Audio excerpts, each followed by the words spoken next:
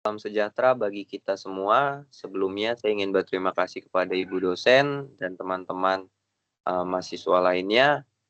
Dan berkesempatan kali ini kami mau menyampaikan presentasi penilaian kematangan tata kelola IT di PT Nindya Karya menggunakan kerangka kerja COVID 2019. Nah, dengan ini kami mau mengajak teman-teman untuk membahas tentang penilaian kematangan tata kelola IT di PT Nindya Karya. Jadi di presentasi kali ini, apa sih penilaian kematangan tata kelola IT di PT Nindya Karya? Jadi kita akan membahas hasil audit yang dilakukan menggunakan kerangka kerja COVID 2019, memberikan wawasan tentang kondisi di tata kelola IT saat ini, serta merekomendasikan untuk meningkatkan di masa depan nanti. Nah, presentasi kali ini akan mencakup latar belakang, metodologi, temuan utama, saran perbaikan untuk meningkatkan efektivitas tata kelola IT di PT Nindya Karya. Yang pertama yang mungkin kita bakalan bahas adalah latar belakang. Seiringnya berkembangnya teknologi, peran IT dan mendukung dalam operasional dan strategi bisnis di PT Nindya Karya makin krusial karena PT Nindya Karya ini bisa dibilang naungan BUMN. Nah, itu di bidang konstruksi dan investasi. Nah, perusahaan ini berkomitmen menjaga daya saing melalui tata kelola IT yang efektif. Nah, kerangka kerja COVID 2019 dipilih karena menawarkan pendekatan modern dan komprehensif dalam tata kelola IT, selaras dan standar internasional dan regulasi yang berlaku. Ada 3 poinnya, mendukung strategi bisnis, mematuhi regulasi, meningkatkan efisiensi. Untuk yang pertama, mungkin permasalahan data kelola IT. Ada 4 poin yang mungkin bisa kita ambil. Yang pertama, standar pengendalian, terus juga kurangnya standar pengendalian yang konsisten dan seluruh unit berorganisasi.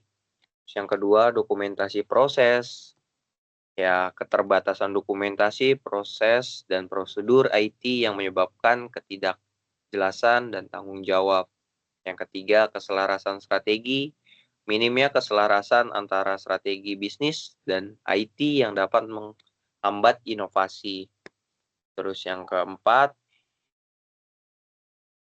ketiga, keselarasan strategi. Keempat, manajemen risiko. Di dalam IT juga ada manajemen risiko terkait IT, termasuk kayak keamanan informasi, nah sering tidak diidentifikasi dan dikelola secara memadai. Nah, tujuan penilaian kematangan itu ada 4, menilai kesesuaian, menilai kesesuaian, mengevaluasi praktek tata kelola IT terhadap standar COVID 2019. Yang kedua, identifikasi area perbaikan. Mengidentifikasi area perbaikan itu ya memerlukan peningkatan dan mengolah risiko dan keamanan. Terus yang ketiga, merancang strategi, menyusun strategi perbaikan untuk meningkatkan efisiensi dan efektivitas pengolahan IT. Yang keempat, menyelaraskan dengan tujuan bisnis dan memastikan mengelola IT mendukung keberlanjutan bertumbuh bisnis.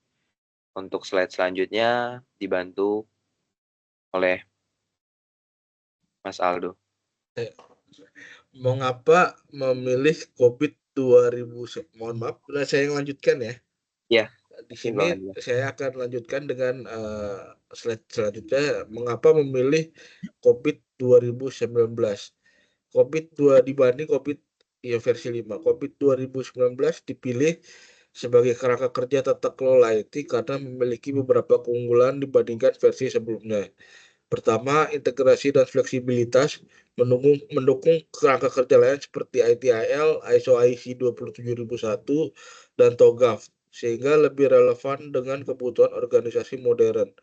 Kedua, model kematangan kontekstual. Menggunakan model kematangan yang lebih fleksibel, memungkinkan penyesuaian dengan tujuan strategis organisasi, pendekatan berbasis prinsip, memperkuat prinsip tata kelola yang holistik, mencakup pemangku kepentingan nilai bisnis dan resiko.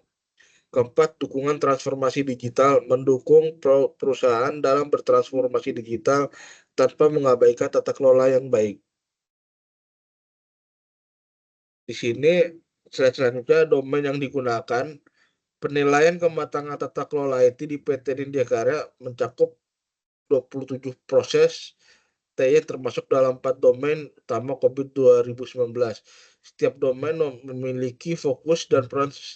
Keempat domain ini saling terkait, mendukung satu sama lain untuk menciptakan kerangka kerja tata kelola yang komprehensif. Di sini saya menggunakan 4 domain utama. Nah, untuk di sini pertama evaluate, direct, and monitor EDM berfokus pada tanggung jawab Dewan Direksi dan manajemen senior dalam mengevaluasi kebutuhan stakeholder, mengarahkan strategi IT, dan memantau kinerja. Domain ini mencakup pengambilan keputusan strategis, pengawasan investasi IT, dan memastikan optimalisasi sumber daya. Proses-proses dalam domain IDM menjadi dasar bagi penerapan tata kelola IT yang baik. Dua, align, plan, and organize (APO). Memastikan perencanaan pengorganisasian TI selaras dengan strategi bisnis perusahaan. Domain ini menangani aspek-aspek seperti manajemen strategi IT, arsitektur enterprise, inovasi portfolio project, dan pengelolaan sumber daya. APO juga mencakup manajemen keamanan, kualitas, dan risiko untuk memastikan IT memberikan nilai optimal bagi bisnis. Ketiga, build, acquire, and implement (BAI) mencakup proses pembangunan dan implementasi solusi TI untuk mendukung strategi bisnis. Domain ini fokus pada manajemen proyek, definisi kebutuhan, pengembangan solusi, manajemen perubahan, dan pengelolaan pengetahuan. BAI memastikan solusi IT diimplementasikan secara efektif dengan mempertimbangkan aspek teknis dan organisasional. Keempat, deliver, service, and support (DSS) fokus pada pengelolaan operasi TI dan layanan sehari-hari. Domain ini mencakup manajemen operasi, penanganan insiden, manajemen permintaan layanan, dan pengelolaan keamanan operasional. DSS memastikan layanan IT berjalan lancar, handal, dan memenuhi tingkat layanan yang disepakati, termasuk aspek keberlanjutan bisnis dan pemulihan bencana. Keempat domain ini membentuk rangka kerja yang komprehensif untuk menilai dan meningkatkan tata kelola IT di PT Nindya Karya. Melalui implementasi yang tepat dari setiap domain, perusahaan dapat memastikan bahwa investasi IT memberikan nilai maksimal sambil mengelola risiko secara efektif. Selanjutnya, untuk pemilihan subdomain COVID 2019, dari 27 proses TI dipilih subdomain COVID 2019 yang memiliki peran strategis dalam mendukung kinerja TI di PT Nindya Karya. Pemilihan subdomain ini berdasarkan pada relevansi dengan tujuan bisnis perusahaan dan tingkat urgensi dalam pendekatan tata kelola IT. 1.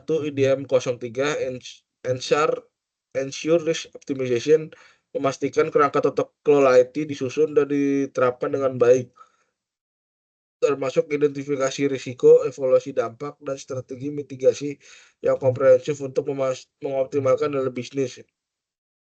Kedua, EPO 12 manage risk, mengelola risiko secara proaktif untuk mencegah potensi gangguan operasional, mencakup penilaian risiko berkala, pengembangan rencana mitigasi, dan pemantauan efektivitas pengendalian risiko. 3. EPO 13 manage security, memastikan keamanan informasi yang memadai untuk melindungi aset digital, termasuk implementasi kontrol keamanan, manajemen akses, dan prosedur pemilihan bencana yang efektif.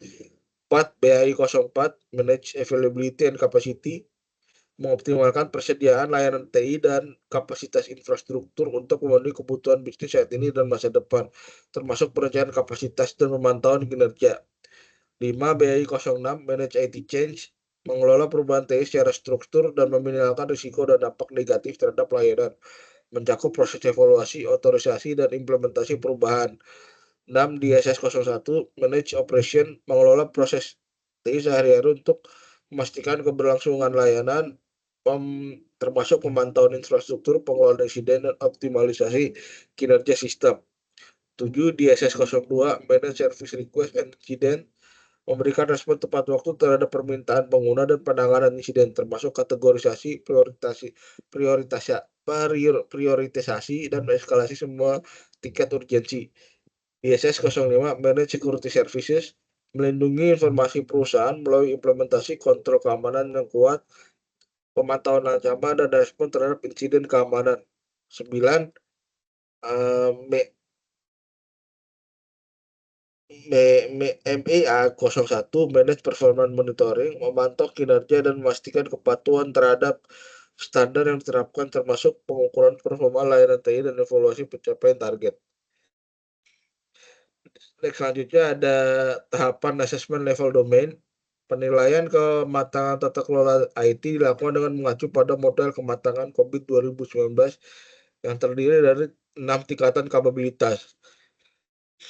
1. Level 5 optimizing, proses dioptimalkan melalui peningkatan berkelanjutan. 2. Level 4 kuantitatif, proses dipantau dan diukur secara kuantitatif. 3. Level 3 define, proses distandarisasi dan terdokumentasi dengan baik. 4. Level 2 manage, proses dilakukan dan dikelola belum terstandarisasi penuh. 5. Level 1 inisial, proses dilakukan tetapi tidak teratur dan tidak terorganisasi. Next ya, di sini kriteria penilaian kapabilitas proses. Penilaian kapabilitas proses dilakukan dengan mengukur presentasi pencapaian aktivitas proses berdasarkan kriteria berikut. Di sini ada keterangan N not achieved dengan nilai kapabilitas 0 sampai 15%, P partially achieved dengan nilai kapabilitas range 15 sampai 50%, L largely achieved dengan range nilai kapabilitas 50 sampai 85%, dan terakhir F fully achieved dengan nilai kapabilitas dengan range antara 85 sampai 100%.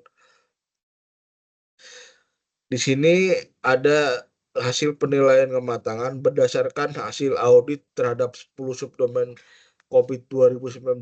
Tingkat kematangan tata kelola IT PT Nindya Karya berada pada berbagai tingkat, mulai dari manage hingga define. Penilaian ini dilakukan melalui evaluasi mendalam terhadap proses-proses TI kunci menggunakan kerangka COVID 2019. Untuk EDM 03 ya, governance framework nilainya 4,33. Untuk EPO 12 manage risk nilai yang didapat 4,75. Untuk EPO ke-13 manage security nilai yang didapat 5,83. Untuk DSS 01 nilai yang didapat 5. Beberapa subdomain menunjukkan tingkat kematangan yang lebih tinggi, sementara yang lain masih memerlukan peningkatan signifikan. Secara khusus, IDM 03 Governance Framework menunjukkan kematangan level 4,33, mengindikasikan pengelolaan tata kelola yang sudah terukur namun masih membutuhkan optimasi.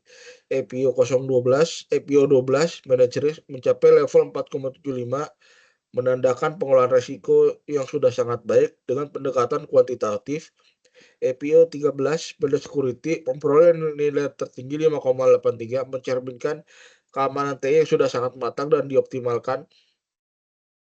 DSS 01 Managed Operation berada pada level 5, menunjukkan operasional TI yang sudah berjalan optimal. Hasil penelitian ini memberikan gambaran komprehensif tentang area-area yang sudah kuat dan area yang masih membutuhkan perbaikan dalam tata kelola IT perusahaan. Temuan ini akan menjadi dasar untuk perencanaan strategis perbaikan kelanjutan. By the way, untuk penilaian ini secara lengkap, secara rumus dan segala macam ada kuesionernya, lebih lengkapnya ada di makalah. Di slide ini hanya menampilkan hasilnya saja. Nanti jika ingin membaca hasil lengkapnya bisa dilihat di makalahnya. Next, analisis gap maturity level. Analisis gap dilakukan untuk mengidentifikasi kesenjangan antara tingkat kematangan saat ini dengan target level yang diharapkan. 1. Identifikasi target level, menentukan tingkat kematangan yang diinginkan. 2. Pengukuran maturity level, menilai tingkat kematangan saat ini. 3. Perhitungan gap, menghitung selisih antara target dan kondisi saat ini. 4. Analisis dampak, mengevaluasi implikasi dari kesenjangan yang ada. Selanjutnya akan dilanjutkan oleh Mbak Feby tadinya. Baik, terima kasih Mas Andika atas presentasinya. Izinkan saya untuk melanjutkan presentasinya. Lalu ada interpretasi hasil dan dampak. Hasil analisis gap menunjukkan variasi kesenjangan antara tingkat kematangan saat ini dengan target level yang diharapkan untuk tetap subdomain. Terdapat kekuatan dan kelemahan, dan untuk kekuatannya, yang pertama ada DSS 05, Managed Security Service, yaitu kemajuan signifikan dalam melindungi infrastruktur TI. Lalu ada APO 14, Managed Data, yaitu pengelolaan data cukup baik dalam mendukung kebutuhan bisnis. Selanjutnya ada kelemahan, yang pertama yaitu APO 13, yaitu Manager Security, untuk mengontrol keamanan dan memerlukan perbaikan. Yang kedua ada MEA 02, yaitu sistem kontrol, untuk mengontrol sistem perlu diperkuat. Yang ketiga ada BAI 06, IT Change, yaitu proses pengolahan perubahan TI membutuhkan optimasi. Selanjutnya, ada rekomendasi perbaikan. Berdasarkan hasil penilaian dan analisis gap, berikut adalah rekomendasi untuk meningkatkan kematangan tata kelola IT di PT Nindya Karya. Yang pertama ada strategi TI, yaitu mengevaluasi dan revisi strategi TI agar lebih terintegrasi dengan visi dan misi perusahaan. Yang kedua ada manajemen risiko, yaitu meningkatkan pemantauan, evaluasi, dan respon terhadap risiko secara berkala. Yang ketiga ada keamanan IT, yaitu memperkuat kebijakan dan kontrol keamanan untuk melindungi sistem dan data. Yang keempat ada manajemen perubahan, yaitu optimasi proses manajemen perubahan TI agar lebih terstruktur. Selanjutnya akan dilanjutkan oleh Mas Aldo, silahkan. Ya, terima kasih Mbak Bibitania. Selanjutnya saya di sini akan melanjutkan slide selanjutnya tentang, di sini ada kesimpulan. Hasil audit menunjukkan bahwa tata kelola IT PT Nindya Karya memiliki variasi tingkat kematangan pada berbagai subdomain COVID 2019. Yang pertama, itu ada kematangan bervariasi, yaitu tingkat kematangan mulai dari manage hingga define. Lalu yang kedua ada area kekuatan, itu keamanan layanan dan pengelolaan data menunjukkan kemajuan. Lalu yang ketiga ada kebutuhan perbaikan, yaitu beberapa subdomain memerlukan peningkatan signifikan. Dan terakhir yang keempat, peluang peningkatan, yaitu implementasi rekomendasi dapat meningkatkan efektivitas tata kelola IT. Lanjut ke slide terakhir, di sini ada tentang langkah selanjutnya. Untuk meningkatkan kematangan tata kelola IT dan mendukung pertumbuhan bisnis PT Nindya Karya, berikut adalah langkah-langkah yang disarankan. 1. Prioritaskan perbaikan, yaitu fokus pada subdomain dengan gap terbesar. Lalu kedua, ada rencana aksi, susun rencana implementasi rekomendasi. Lalu yang ketiga, ada alokasi sumber daya, yaitu identifikasi dan alokasikan sumber daya yang diperlukan. Lalu yang keempat, ada monitoring berkala, lakukan evaluasi rutin untuk memastikan kemajuan. Dan yang terakhir, kelima, itu ada peninjauan ulang, yaitu lakukan penilaian ulang. Apa ini? Yang kelima itu peninjauan ulang, lakukan penilaian ulang setelah implementasi perbaikan. Itu slide terakhir tentang presentasi kelompok kami. Saya kembalikan ke Mas Yosua. Terima kasih. Oke, terima kasih teman-teman. Oke, untuk presentasi kali ini mungkin kalau ada yang mau ditanyakan bisa perwakilan dari kami, dari saya Yosua Dinata bisa di chat, atau nanti dari pihak dosen kalau memang masih ada yang kurang dari apa yang kami jelaskan dan apa ya isi dari makalah kami, ya mungkin kami nanti bakalan revisi. Mungkin sekian terlebih dahulu untuk presentasi kali ini. Kurang lebihnya mohon maaf. Kami tutup dengan makasih untuk Bu dosen dan teman-teman sekalian.